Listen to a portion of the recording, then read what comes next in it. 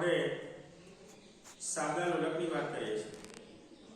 સાદા લોલક માટે એક દોરી છે, એ દોરીનો એક છેડો આ સ્ટેન્ડ સાથે બાંધેલો છે, બરાબર। આ રીતે આપણી પાસે સ્ટેન્ડ અવેલેબલ છે।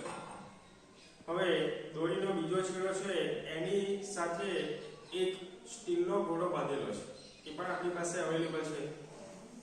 હવે આ જે રચના બની એને કહેવામાં આવે છે સાદું લોલક। હવે એની સાથે આપણે દોલિત ગતિની વાત કરીએ તો આ ઘોડાને હું કોઈ એક તરફ ખેંચું છું અને છોડું છું તો જે ગતિ ચાલુ થશે આગળ પાછળ આ ગતિ કરે છે, તો આવી ગતિને દોલિત ગતિ તરીકે ઓળખવામાં આવે છે, બરાબર। આગળ પાછળ આ રીતે ગતિ ચાલ્યા કરે તો એને દોલિત ગતિ તરીકે ઓળખવામાં આવે છે। હવે એની અંદર આપણે એક બીજી વ્યાખ્યાની વાત કરીએ, આવૃત્તિ, બરાબર।